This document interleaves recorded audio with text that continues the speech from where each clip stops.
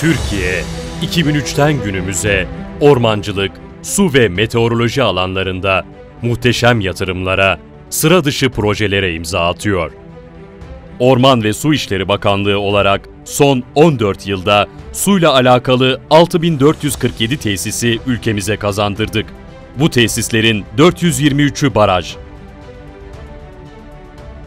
Deriner, Ermenek ve Çin'e Adnan Menderes gibi Türkiye ve dünyanın en büyük barajlarını hizmete açtık.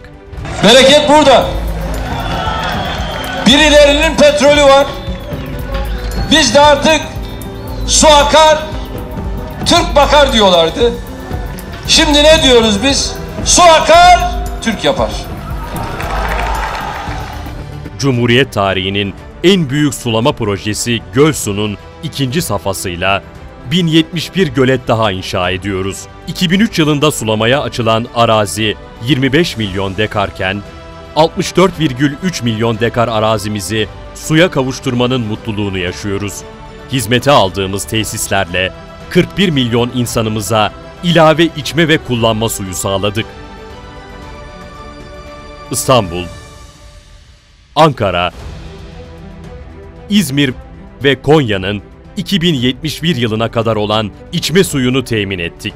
Asrın projesi olarak da adlandırılan su temin projesiyle Türkiye'den Kuzey Kıbrıs Türk Cumhuriyeti'ne içme suyu götürdük.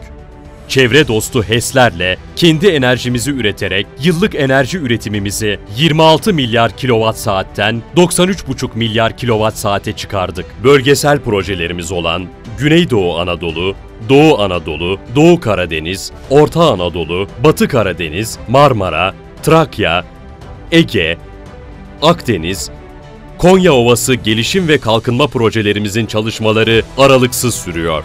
Ağaçlandırma çalışmalarımızda da rekorlara imza atarak 3 milyar 750 milyon fidanı toprakla buluşturduk. İnsanları şehir hayatının yoğun stresinden kurtarmak ve tabiat sevgisini canlandırmak maksadıyla 145 şehir ormanı, arıcılığı ve organik bal üretimini desteklemek maksadıyla da 329 bal ormanı kurduk, milli park sayımızı 42'ye, tabiat parkı sayımızı ise 209'a yükselttik.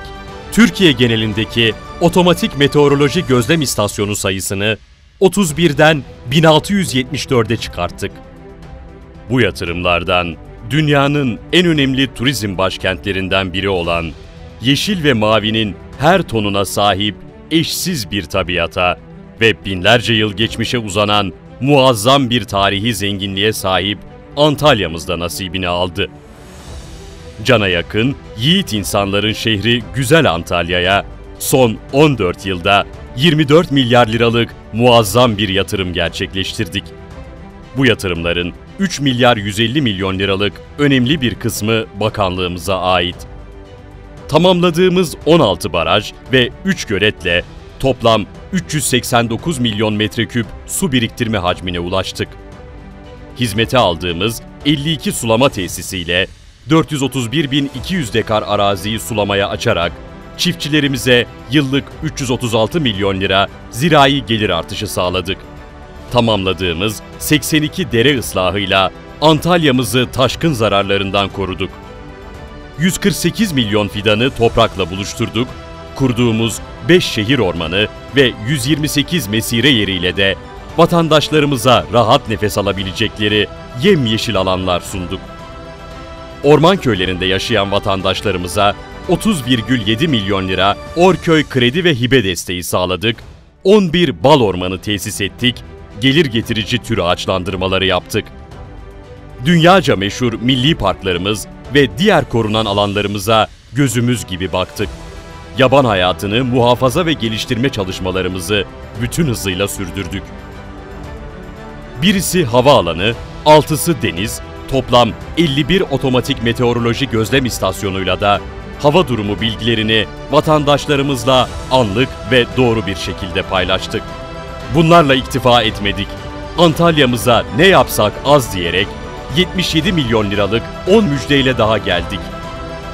Bu müjdelerle 20 bin dekar zirai araziyi sulamaya açacak, Kaş, Kalkan, Lapaz ve Serik Pınargözü bal ormanlarıyla Konyaaltı Çakırlar, Kemer Kargılı Çeşme ve Alanya Cüllepler mesire yerlerini tesis edecek, ormanları, korunan alanları ve tabii hayatı muhafaza ve geliştirmeye yönelik birçok çalışmayı gerçekleştirecek, 6 otomatik meteoroloji gözlem istasyonu daha kuracağız.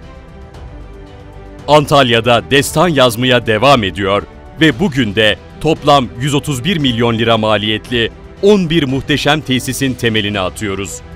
Antalya'nın hasretle beklediği Manavgat-Naras Barajı sulamasıyla Güllük Dağı Milli Parkı'nda gerçekleştirilen çevre düzenlemesi ve tamamlanan altyapı tesislerini hizmete alıyoruz.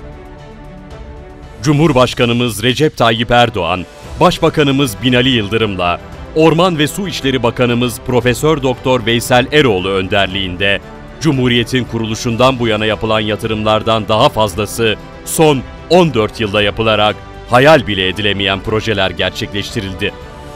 Yaptığımız bütün bu yatırımlar Türkiye'mize ve Antalya'mıza hayırlı olsun.